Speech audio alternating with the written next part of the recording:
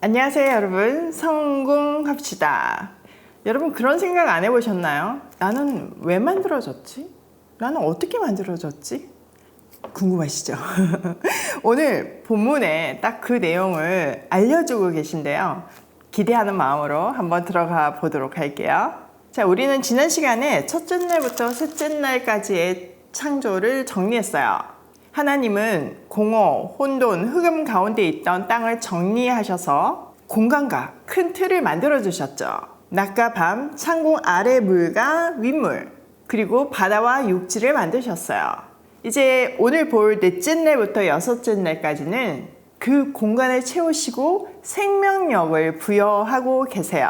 또 첫째 날은 넷째 날과 짝을 이루고, 둘째 날은 다섯째 날, 셋째 날은 여섯째 날과 짝을 이루고 있다는 구조를 이해하시면 쉽게 이 내용을 정리할 수 있어요. 자, 넷째 날 이야기로 들어가 보도록 할게요. 14절. 하나님이 말씀하시기를 하늘 창공에 빛나는 것들이 생겨서 낮과 밤을 가르고 계절과 날과 해를 나타내는 표가 되어라. 또 하늘 창공에 있는 빛나는 것들은 땅을 환히 비추어라 하시니 그대로 되었다. 하나님이 두 큰 빛을 만드시고 둘 가운데서 큰 빛으로는 낮을 다스리게 하시고 작은 빛으로는 밤을 다스리게 하셨다. 또 별들도 만드셨다. 하나님이 빛나는 것들을 하늘 창공에 두시고 땅을 비추게 하시고 낮과 밤을 다스리게 하시며 빛과 어둠을 가르게 하셨다. 하나님 보시기에 좋았다. 저녁이 되고 아침이 되니 나흘날이 지났다. 조금 전에 정리한 구조를 알고 읽으니까 훨씬 정리가 쉽게 되시죠?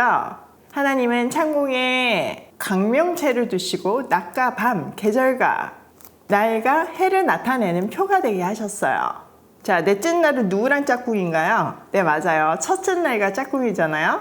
첫째 날에는 낮과 밤을 분리하셨잖아요. 그래서 넷째 날에는 그 분리된 공간에 광명체를 두시고 다스리게 함으로써 계절과 날과 해를 나타내는 표가 되게 하셨어요.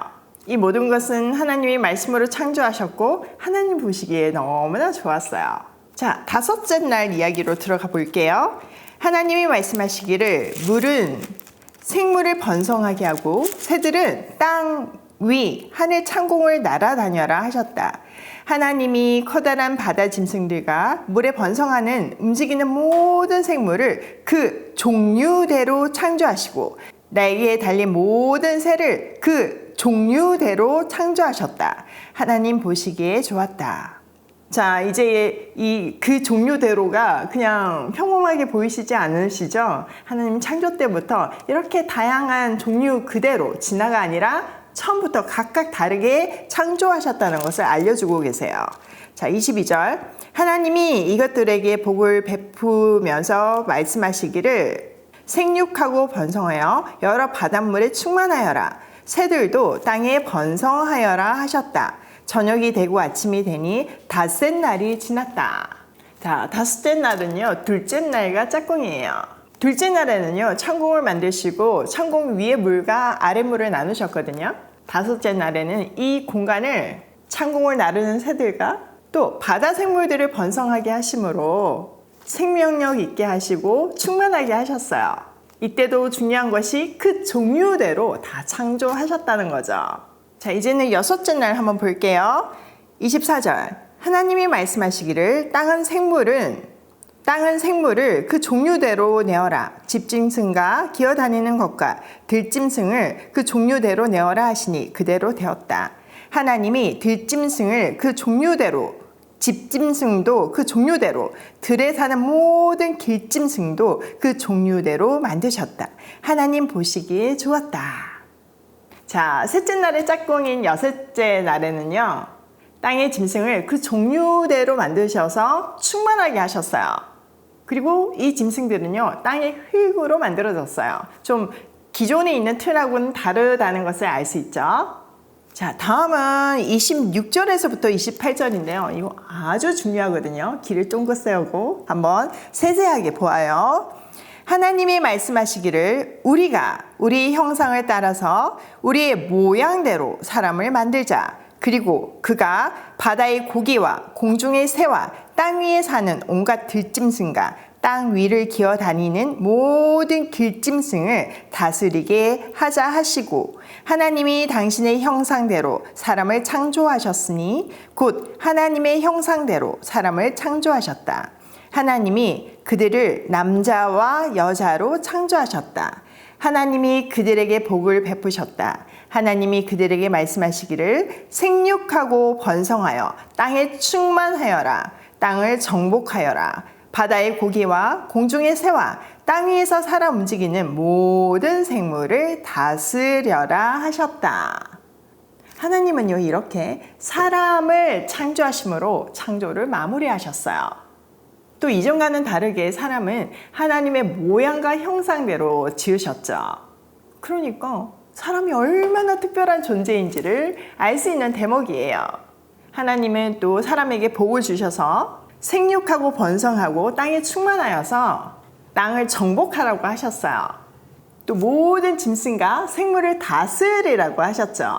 자, 이것이요, 우리가 너무 궁금했던 사람의 창조 목적이에요. 왜 태어났는지 이 대목이 알려주고 있는 거죠. 또 어떻게 만들어졌는지 이 대목이 알려주고 있는 거죠. 자, 여기서 정복하고 다스린다는 말은요, 통치자, 왕에게 주는 말이에요. 결국 하나님은 인간을 세상의 왕으로 지으셨다는 것을 알 수 있어요.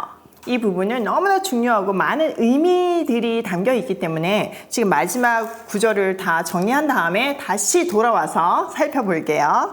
자, 29절. 하나님이 말씀하시기를 내가 온 땅에 있는 씨 맺는 모든 채소와 씨 있는 열매를 맺는 모든 나무를 너희에게 준다. 이것들이 너희의 먹거리가 될 것이다. 또 땅의 모든 짐승과 공중의 모든 새와 땅 위에 사는 모든 것, 곧 생명을 지닌 모든 것에게도 모든 푸른 풀을 먹거리로 준다 하시니 그대로 되었다. 하나님이 손수 만드신 것을 보시니 보시기에 참 좋았다. 저녁이 되고 아침이 되니 6날이 지났다. 자, 하나님은 그 만든 사람들에게 먹거리를 허락하시죠. 땅에서 나는 모든 채소와 또 씨 맺는 모든 열매가 그들의 먹거리가 될 것이라고 하셨어요. 그리고 땅의 모든 짐승과 모든 공중의 새들에게도 땅에서 나는 모든 푸른 풀을 먹거리로 주셨어요. 자, 이렇게 하시고 나니까 하나님이 손수 만드신 것이 너무나 좋았어요. 보시기에 참 좋았더라 라고 말씀하셨죠. 그리고 나서 이제 6째 날이 지났어요. 자, 이렇게 창조가 첫날부터 6째 날까지 완성이 되었는데요. 아까 중요하다고 말했던 26절을 돌아가서 한번 더 살펴볼게요. 이 부분은요, 진짜 너무 중요해요. 왜 중요하다고요? 네, 맞아요. 나라는 존재가 어떻게 만들어졌는지, 왜 나를 만드셨는지, 나는 무엇을 하며 살아야 되는지에 대한 답이 있으니까요. 우리가 늘 고민하고 있는, 한마디로 말하면 정체성과 사명을 알려주신 부분이에요.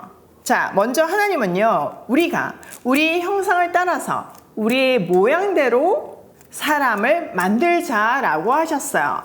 자, 여기서 하나님이 말씀하셨는데 우리라는 단어를 사용하셨죠. 복수예요. 이것이 바로 하나님은 한 분이시지만 세위인 삼위일체로 존재하신다는 개념을 알려주고 있는 거예요. 자, 하나님은요, 한 분이시지만 성부 하나님, 성자 하나님, 성령 하나님 세위로 존재하시죠. 그분들은 각각의 위지만 유기적으로 사랑의 원리로 연합하고 계세요. 사실 이 개념이 어렵죠. 어려울 수밖에 없는 게요, 우리는 피조물이고 우리보다 훨씬 우리 생각을 넘으신 그 창조주에 대한 설명이잖아요. 그러니까 이 하나님 창조주의 그 존재 양식을 피조물인 우리가 유한한 인식의 한계와 언어로 표현하자니까 이렇게밖에 안 되는 거예요. 그냥 분명한 것은 하나님은 삼위로 존재하신다는 것을 우리라는 단어를 통해서 확인할 수 있어요. 또 하나님은요, 당신의 형상을 따라 모양대로 만드셨어요. 자, 형상은요, 영어로 보면 이미지예요. 그러니까 우리는 하나님의 이미지대로 만들었다는 거죠. 이 개념은 동상을 떠올리면 좀 쉬운데요. 동상은 어떤 사람의 이미지를 그대로 본따서 만들었잖아요. 자, 여기서 중요한 거는 사람들이 왜 동상을 만드냐예요. 네, 맞아요. 그 사람을 기념하고 또 그 사람이 하는 일들을 기억하기 위해서 만들었어요. 우리도 마찬가지예요. 우리는 하나님이 하나님의 이미지를 따서 만드신 존재잖아요. 왜 그러셨을까요? 왜냐하면은 우리를 통해서 하나님을 세상에 보이고 싶으셨기 때문이에요. 그렇기 때문에 내 삶 속에서 하나님이 보여야 하는 거죠. 자, 모양대로 만드셨다는 것도 같은 의미예요. 모양은 영어로 likeness인데요. 자녀가 아버지를 닮았다라고 할 때 이 likeness를 써요. 마치 자녀가 아버지를 닮은 것처럼 우리도 하나님을 닮았다는 뜻이죠. 그러니까 하나님은 하나님 닮게 우리를 만드셨어요. 제가 자주 인용하는 말이지만요. 딜 무디가 100명 중에서 1명만 성경을 읽고 나머지 99명은 그리스도인을 읽는다라는 말을 했어요. 그게 저한테 큰 도전이 됐는데요. 지금 이 말이 딱 그 말이에요. 하나님은 세상이 우리를 통해서 하나님을 알게 되기를, 보게 되기를 원하시는 거예요. 자, 그렇게 하나님 닮은 사람을 만든 다음에 복을 주세요. 우리도 자녀 낳으면 막 축복해줄 수 있는 모든 축복을 주잖아요. 하나님도 그러셨어요. 근데 그 복이 뭐냐? 지금 28절에 있는 생육하고 번성하여 땅에 충만하여라. 땅을 정복하여라. 이게 복이에요. 자, 이거는 아까도 얘기한 것 같이 왕에게만 주는 권한이죠. 그러니까 아담으로 시작해서 우리 모두에게 왕의 권한을 주신 거예요. 여기서 정복은요, 세상의 원리처럼 힘으로 제압하고 착취하는 것이 아니에요. 이 정복은 생명의 확대죠. 사랑으로 정복하는 거예요. 사람이 하나님을 쏙 빼닮은 사랑의 통치를 할 때 세상에서 인간의 존엄성은 올라가고 우주 만물은요, 더 충만해져요. 하나님이 혼돈, 공허, 흑암 가운데 있는 태초의 땅에 창조의 질서를 부여했을 때 생명이 가득 차게 된 것처럼 그리스도인들이 들어가는 곳마다 공허와 어둠과 혼돈이 거두어지고 생명이 풍성해져야지만 정상이에요. 사랑이 충만해야지만 정상인 거죠. 이것이 바로 하나님께서 태초부터 우리를 만드실 때 프로그램 해놓은 정체성과 사명이에요. 갑자기 얼굴이 좀 화끈거리지 않으신가요? 맞아요. 우리는 너무 부족해요. 죄로 인해서 망가졌기 때문에 우리는 이렇게 살지 못하죠. 사랑이 넘치기는커녕 오히려 분란의 원인이 되기도 하고 우주 만물이 풍성해지기는커녕 자연이 파괴되기도 해요. 그런데 어쩔 수 없어. 이렇게 머물면 안 돼요.